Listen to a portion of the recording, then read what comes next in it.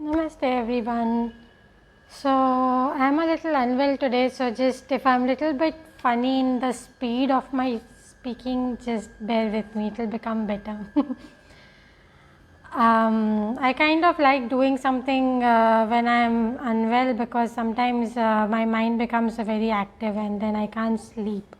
If I sleep, I feel more uncomfortable. So this is one such time, and so I decided to record this video. So I have been reading. I've finished almost reading.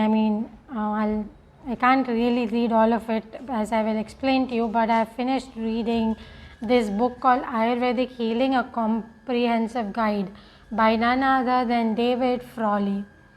David Frawley, maybe you already know him, I don't know. I kind of came to know about him of Twitter, because on Twitter, whenever these controversies are there between right wing, left wing and intellectual, etc., David Frawley is a proponent of Hindu stuff and very often right wing. So that's how I came to know about him, and then now I started studying Ayurveda just a year or 2 years back, and that's when not even then but much later, I realized David Frawley has written a lot of books on Ayurveda. And before doing this video, I was just researching online, and it seems he's got a Padma Bhushan and award from the Indian government, and he's written lots of books and just a lot of learning and stuff. So yeah, I don't exactly know what his profile is, but I understand that he is an expert in Ayurveda, and thus he has written this book. His other name is Pandit Vamadeva Shastri. So in some places he's been called like an expert of Vedas, and within Vedas he knows about Ayurveda, Sanskrit, astrology and also yoga as well. So it's interesting.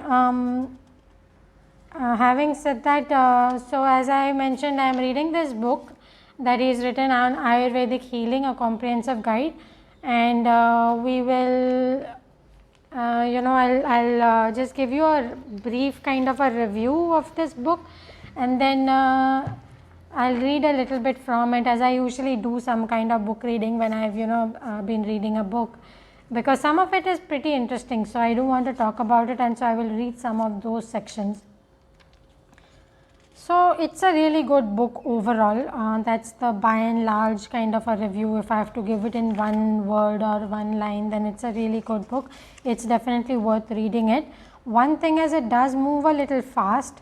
So because I have done this basic Ayurveda course from Cavalier Dham, I was able to follow it, and it was a very good speed for me. But if somebody hasn't done that Ayurveda basic course, they don't have the concepts clear, then you may need a more basic primer. It may be a little difficult. But even if you haven't done anything, I think if you read this book slowly, it would be good. And even for someone who knows the basics, this does give more details. And by someone, I mean someone like me, who's very much a student, not someone who's an expert.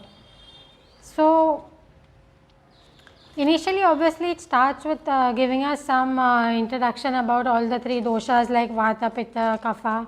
Then it talks little more details of the different doshas, different types of vata, vayu, different pitta, agnis, kapha, etc.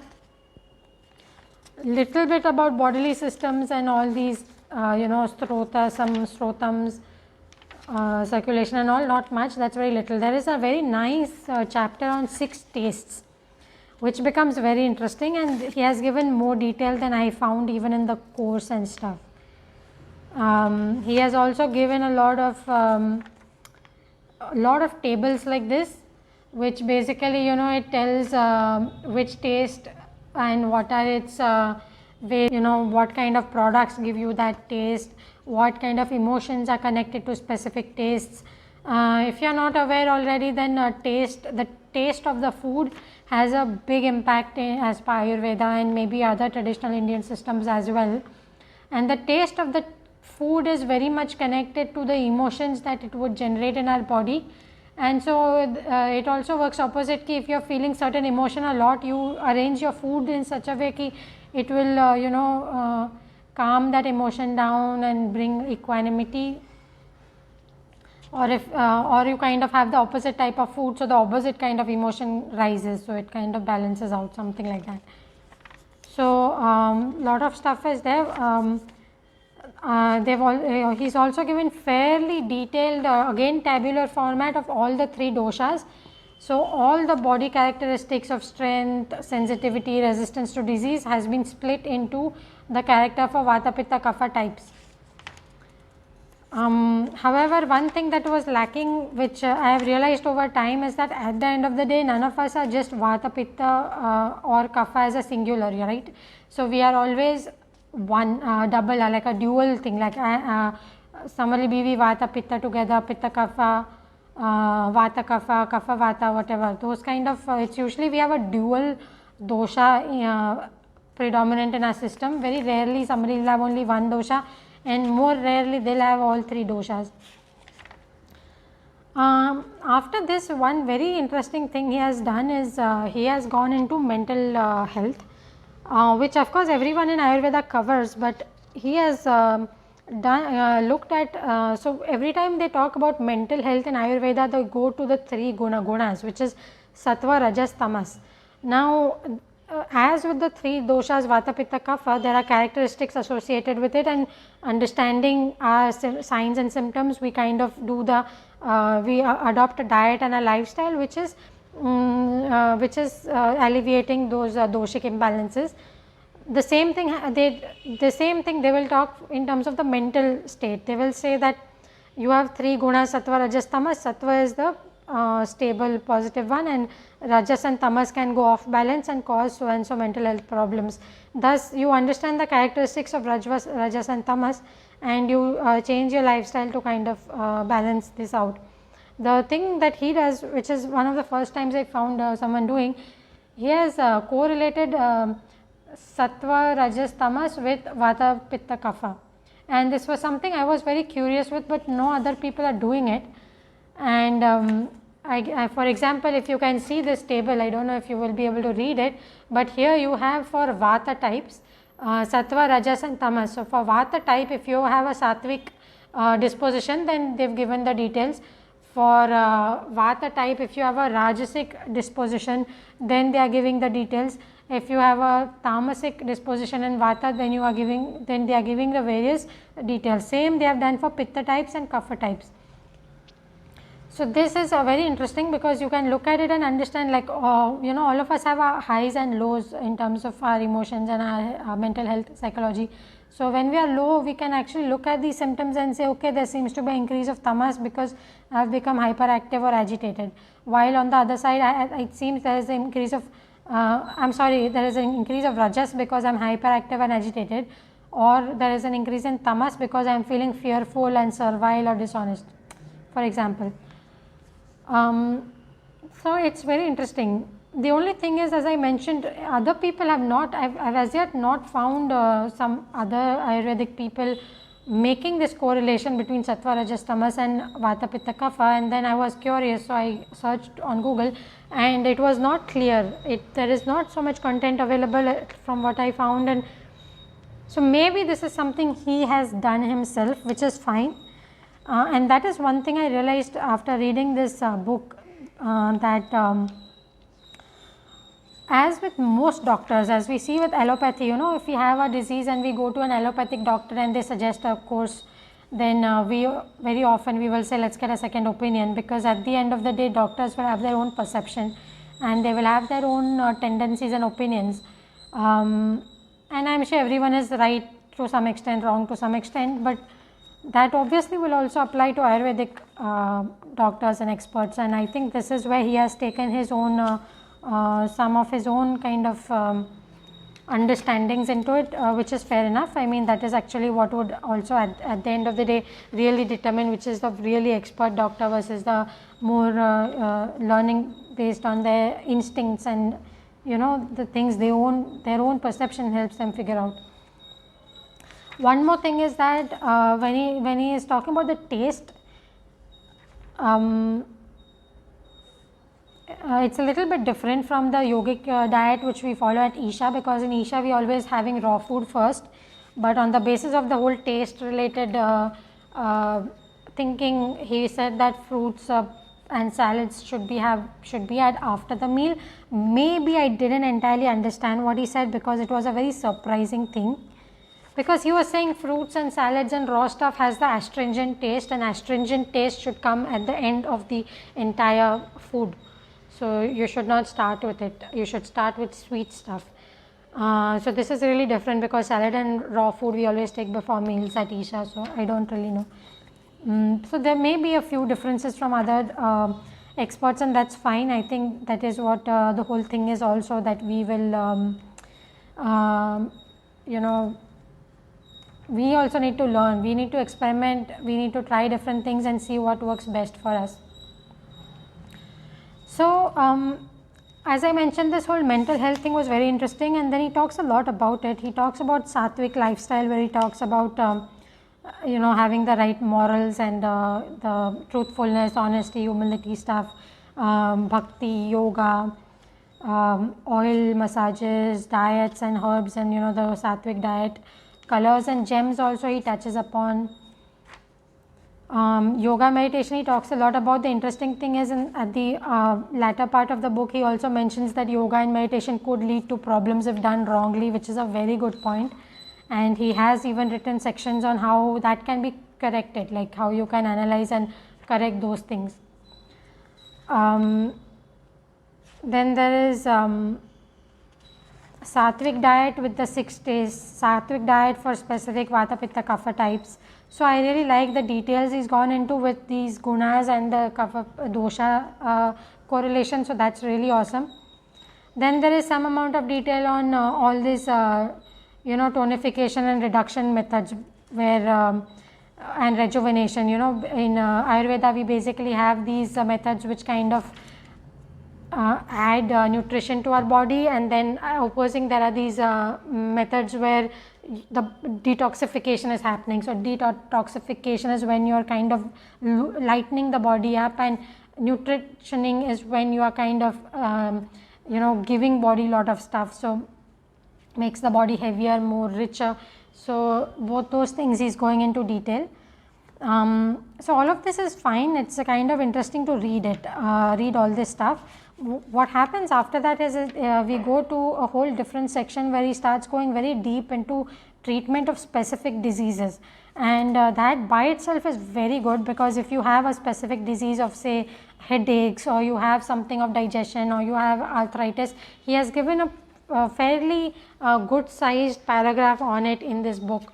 So obviously it's not like a PhD thesis on that particular disease, but as part of a general book, it's a really good amount of details. For most of those larger disease types, he has gone into each of the doshic types, like if you are a vata type and this disease, then so and so things, pitta type and this disease, then so and so could be the signs, symptoms, and this is how you can cure it, etc., etc. So it's really good. He has done a good balance of keeping all the content to home level, so that you don't really start becoming your own doctor, but at the home level how you can improve stuff, he has given good amount of information. So I am really happy about it. Obviously I didn't read all of it, because what will I do? I mean, I am not trying to become a doctor, but few of the diseases which some people in the family had, or I felt I myself should be improving on, then I read those things and it was very useful. Again, but I will say that I will never read this and start following it. I think the right thing is to talk to your doctor, but this is good to make ourselves more educated. So what I would do is I would read this, and then I would anyway consult my own doctor, who will give me the personalized medicines and stuff, and then I would I would ask them little more probing questions and say that, are you prescribing this because of this? And so I'll keep trying to get little better understanding. And then what happens is, usually these books give us a dietary kind of recommendations and stuff. So I go and ask the doctor that, do you think I should take such and such diet? And what is interesting is, a lot of times they will say that yes, in general, because you have high pitta, for example, this actually happened that I had very high pitta issues that time, and I said that should I have pudina, because pudina is really good for cooling. But then she said that no, you avoid pudina, you go for other substances, because pudina will aggravate certain skin problems that I had at that time. So this insight only our own doctor will be able to give. So, it is very important to have our own doctor. These books do not replace the doctor, these books are good for our own education. I always believe in educating ourselves and becoming what we can say, you know how we say in terms of when you are buying products in the supermarket, they say be a conscious buyer, understand what it is you are purchasing and make better purchases, buy products which are more sustainable, more earth friendly, fair trade, you know, it's helping everyone in society, those kind of products, better for your health as opposed to just going for fancy packages and stuff. So, in that case, that's what I feel we need to do. We also need to be conscious patients, if that's, you know, that's what we become like. So, yeah, so in that sense it's really good. It goes into a lot of detail about all the various diseases, and so that's very interesting, but that's a very large chunk of the book actually, all of this. So, that's why I've kind of finished the book, because I didn't go through all of it. So, like such a big chunk was kind of, I just came through very quickly, and then I came to this one which is very interesting. It's called Ayurveda Psychology, Mental and Emotional Conditions, and that one was of much interest for me because I was looking for more details on this and I was not getting. So, yeah, I very interestedly read some of it. Then again he goes into a lot of details on mental health conditions and how you can work on those, again basis which dosha you are, vata types like this, pitta types like this, etc., etc. So, that I did not read much because that is not what I was looking for. I am just looking for general overall good health, mental health, and of course physical health, kind of hand in hand, right, the same thing. Interesting thing is he also touches upon stuff like possession by ghosts, possession by demons, possible side effects of channeling. It's very interesting because I mean in normal life I would just be like, what is this, but if you've been to these, if you've been to villages and stuff, you might know that it is actually very common for these oracles, you know how they call Oracle of Delphi, like that. A lot of these temples in small villages actually even today they have these oracles where they will, the whole local public will believe कि इसमें भगवान की शक्ति आके बोलती है, like God or some kind of divine power comes into them and they will speak many things and it will happen. They will talk stuff, they will talk future things, they will predict stuff, they will tell private details of the person sitting in front of them and give them solutions. So many things happen, and you know it's a thing that happens in a lot of these temples, so and other places, and also you know this is interesting for those people because it's, he's saying that people with channels will have doshic problems because channeling and stuff is a very taxing stuff. It is very interesting. Then he also goes into meditation disorders, pranayam disorders, if you did wrong pranayam, wrong meditation, kundalini disorders, addictions, etc., etc., quitting smoking, quitting alcohol. So, it's nice, a lot of interesting stuff, and as and how it's relevant for us, we can be looking at it. The last bit again, which I have not read at all, but it is very interesting and very useful, which as and how I need, again I will read, is recipes. He's basically, there are a lot of these Ayurvedic concoctions which are there, which a lot of these people say, like if you see you know there is Trikatu is there, there is Triphala is there. Triphala, Trikatu are both very commonly used, and a lot of times they will say that, oh, you have this disease, have little Trikatu, sprinkle little Trikatu in your food, etc., etc. So, he's given like instructions on how to prepare all of it, recipe instructions, so it's so great, and along with that he has mentioned what it is for, when you should take it, whether you take it with warm water, with honey, what you should take it, it's good. So, wonderful book, I would say, it's really good, especially if you are interested in Ayurveda, you should read it. It may be little more detail than we need, but we can just skip those chapters, and it's a good to just have it at home. So, if somebody develops an arthritis or somebody develops eye related problem, somebody starts getting headache, we can just check it and maybe solve it from an initial stage rather than letting it aggravate or whatever. Now, in terms of reading, I wanted to read, oops, my bookmarker thing just fell off, that little little paper piece was put in as a bookmark and then I dropped it when I was showing you all this pages and stuff. Let me just open it. I wanted to read, as you might guess, on the mental and emotional stuff that he has touched upon, because that was the most intriguing information in this book. So, I am going to read like one page, which is the general introduction of this mental and emotional condition chapter, and then I am going to move to specific dosha related content.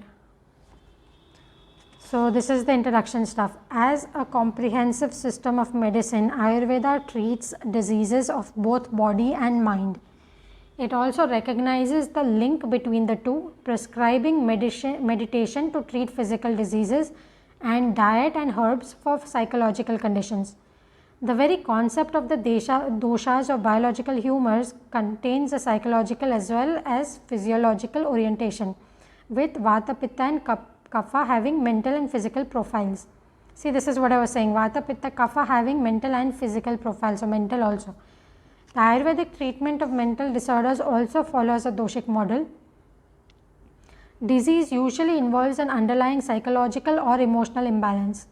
All physical diseases, particularly chronic or severe diseases that involve pain or diminished functioning, disturb our psychology.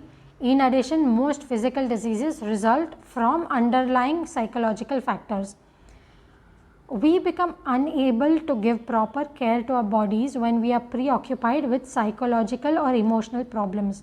Similarly, psychological diseases can result in physical disorders, disrupting patterns of sleep, eating and exercise. A pattern of imbalance on the mental level with disturbed thoughts and emotions is usually reflected and reinforced on a physical level. As a general rule, in treatment, psychological factors outweigh physical factors. A patient may have the right diet and herbs, but if their mental state is agitated or if there is a negative attitude about the treatment, it will likely not be effective. So, we cannot forget the emotional implications of treatment on any level. Ayurveda as a holistic system treats every type of mental disorder from mild stress to severe conditions including schizophrenia. It has methods for enhancing mental as well as physical well-being. For the healing of the mind, Ayurveda employs a whole series of yogic and spiritual therapies including meditation, pranayama, mantra, prayer, visualizations and rituals called spiritual therapy, or daiva chikitsa it is called in the traditional term. This chapter examines the Ayurvedic treatment of common psychological problems. However, we should be careful in trying to treat individuals with severe emotional imbalances who require medical supervision or are under heavy sedation. This chapter also looks into psychological side effects of yoga and meditation practices. Yoga and meditation can raise our consciousness if done rightly, but if done wrongly or excessively can disturb the mind and prana. So, that is the introduction. There is one bit on management of emotions which I also want to read. The main psychological problems that people suffer from are emotional in nature, such as painful or disturbing emotions of fear, anger, desire, grief and jealousy. Interestingly, in Jainism these are called like the kashais. Even in because when I am listening to the satsangs of these Dada Bhagwan, he talks about Jainism, no, he'll talk of similar kashais, Krodh, Man, Maya types. This is similar: fear, anger, desire, grief and jealousy. So, I think it's the same thing, those same mental blockages or the negative emotions which also affect us on a karmic level. They affect our spiritual growth, but they obviously also create disease and stuff. So, Ayurvedic treatment for the mind is based on the right management of emotions, which includes developing positive emotions and releasing those which are negative. Expression of emotions is a common treatment in the new psychology today. The idea is that if we express an emotion, particularly one that has been hidden or suppressed, then the emotion can be released and peace of mind will be restored. This is true in some cases. Whatever has been blocked inside us must come out, just as a toxin in the body has to be eliminated for health to be restored. However, expression can aggravate emotions in some people. Much of this can be understood in terms of the doshas. Kapha people generally do better if they express their emotions because their emotional energy tends to be heavy, blocked and congested. While kaphas are generally emotional people, they are often too kind or complacent to really deal with negative emotions. For them, expressing their anger or fear can help them open up emotional blockages and promote emotional healing. Pitta and Vata people usually do better learning to control their emotions. Pittas usually express their emotions anyway, particularly anger, which is often harmful. They must learn to be circumspect about venting their anger, particularly around sensitive types. The exception is that Pittas have a harder time expressing positive emotions of love and appreciation. This they should cultivate. Vata types are already caught in excessive emotional fluctuations and expressions. They can get disturbed by an over-expression of emotions, particularly fear and anxiety. They need to develop calm, quiet and evenness of mind, avoiding emotional ups and downs. Yet some Vatas, particularly of a Saturnian bent and an isolated lifestyle, suffer from lack of emotional expression, particularly a lack of the feeling of love. They need to cultivate emotional warmth and reach out to others. Repression of emotions should be avoided because the restrained energy eventually works itself out and disturbs subconscious reactions. We should not suppress our emotions, which are in energies, but should treat them with love and respect. We should learn to manage our emotions like cultivating plants in a garden, favoring the flowers and pulling out the weeds. Generally, we have many emotional urges that we cannot possibly follow or fulfill. So, we must choose the best emotions to give attention to. Above all, we must learn to control negative emotions that direct us to harm others like anger and hatred. Emotional healing occurs when emotions are spontaneously released. Neither expression nor repression can bring this about. Release means that the energy trapped in the emotion is let out and allowed to assume a positive form. This means transforming negative emotions like lust and hatred into positive emotions like devotion and compassion. So, I found this really good because see how it's telling that certain people do better expressing emotions, certain people need to learn to control or work with the emotions. It's very good, it is very relevant because this is true in our life. If we've seen nowadays in this time where the social media tweets and stuff, it's like one liner advice is being circulated and it goes viral. It will be like express your emotions, show your love, but it all depends on the person's prakriti, because as we may have seen in our own life, sometimes expressing emotion can be really good. At the same time, there are times we want to chill a little bit, we want to probably also wait and understand our own emotions a little bit. We want to ourselves become comfortable with them and stuff, and then we may or may not need to express it. It all really depends. So, it's really good that this is so in a way personalized, but again, as I was mentioning before, that none of us are only pitta, kapha, vata. So, we also need to understand our own prakriti, which will be unique also in its own way, and understand what's right for us. So, all of this content is good as a learning point. It gives us some kind of a framework to try and understand ourselves, work with our emotions and our prakritis. So, in that it's really great. I really like this. And so, there is just a small section on the various doshas which I want to talk about. It's mental disorders and the doshas. The simplest way to understand psychological conditions is through their doshic profile. So, I am just going to read this little chapter and then we will close it. Vata type. Mental like nervous disorders are mainly due to high vata, which as the nervous force also governs the mind. The mind, like vata dosha, is composed of air and ether. Vata's excess of air causes instability in the mind. It involves increased rajas, a disturbed, agitated, excessively thinking nature which causes lack of control and internal hypersensitivity. Too much exposure to mass media, loud music, taking of drugs or stimulants, excessive exercise, overwork and excessive or unnatural sexual activity make vata hyperactive, creating a predisposition for mental disturbance. Misguided meditation and excessive practice of pranayama can also aggravate vata. High vata as excess ether makes us ungrounded, spaced out and unrealistic in our expectations and beliefs. It weakens our connection with the physical body, disrupting our harmony with the physical world. We live too much in our thoughts, which take the place of reality and disperse our life force. Fear, anxiety, unrest and rapid shifts of mood occur. Insanity of schizophrenia is an extreme form of this disruption of the mind from physical reality. Pitta type. Pitta psychological disorders are also due to too much rajas, but usually directed outwardly against other people. There is aggression, ambition and anger. and unyielding and sometimes ruthless pushing to achieve our aims. So, next time you see this ruthless, aggressive, ambitious person, you understand they are a pitta type going imbalanced. Typical pitta is the overly critical type who cannot see any other view of things than his own. We blame other people for everything, see enemies everywhere, are always on guard and ready for a fight. We are even at war with ourselves and our past. This causes anger and hostility that at the extreme leads to psychotic behavior. Kapha type. Kapha psychological unrest involves excessive tamas. There is too much sleeping, sleeping during the day, daydreaming, attachment to the past and a general dullness and lethargy. The mind may be incapable of abstract, objective or impersonal thinking. There is a lack of drive and motivation along with passivity and dependency. We want to remain a child and to be taken care of. We become preoccupied with what others think about us. We lack a proper self-image and passively reflect our immediate environment. We have many attachments and cannot let go of the past. So, yeah, these are the three types, and of course